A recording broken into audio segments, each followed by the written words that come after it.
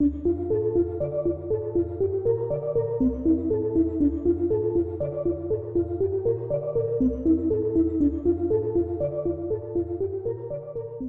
y a quelque chose d'extrêmement dynamique chez les responsables des divertissements, que ce soit les Suisses, les Canadiens, les Belges et évidemment les Français. Une vraie dynamique du divertissement dans une période où peut-être que pour les grands diffuseurs, le divertissement n'est pas forcément la priorité en réalité. Mais il y a chez les responsables de ces programmes du coup quelque chose d'assez créatif. Et je le note depuis 2 ans. Et cette année particulièrement, une envie parfois d'adapter effectivement des grands formats qui sont célèbres et connus et qui fonctionnent, comme The Voice pour la Belgique, mais aussi d'en créer de toutes pièces et dans des tendances qui sont très différentes, en général beaucoup basées sur l'humour, la recherche de formats originaux qui vont être familiaux, qui vont être sur les cultures du feel good quand même. Je trouve qu'il y a un retour des programmes un peu feel good. Pas forcément béni oui oui, mais où on se retrouve dans des logiques de solidarité, des logiques familiales, des logiques de bienveillance. Peut-être qu'on sort un petit peu aussi de la logique de concours, de talent quest, en tout cas d'affrontement dur, de compétition. Et on a vu aussi, y compris ce matin, des programmes européens, notamment du Nord, qui sont très axés sur l'intimité.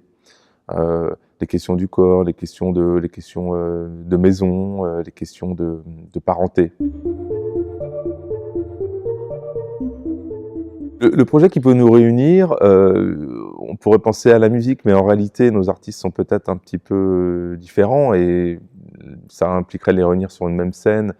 Moi, j'avais l'envie de faire effectivement des choses autour de la musique, mais la chose la plus évidente pour moi, qui parle à tous, par la langue évidemment, par le français, c'est la question de l'humour. Il y a une dynamique très forte chez les Canadiens, les Suisses et les Belges. Les Français peut-être un peu moins, mais une dynamique très forte chez eux de la mise en scène des divertissements grâce à l'humour ou à travers l'humour. Que ce soit du divertissement pur ou de l'infotainment, il y a pas mal de magnétos, pas mal de sketchs, pas mal de mise en scène qui fonctionnent. Donc je vais être concret, j'ai cité effectivement le Grand Cactus de la RTBF, magnifique aussi pour Radio-Canada, qui est une émission plutôt de sketch, assez originaux, assez disruptifs comme on dit, assez alternatifs.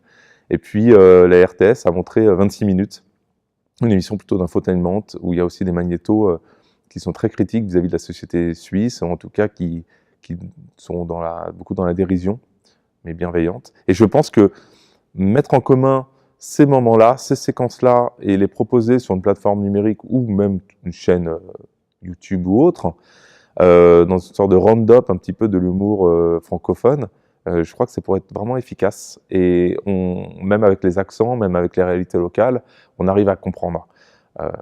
Les leviers sont les mêmes et ça, j'aimerais bien le mettre en scène. Voilà.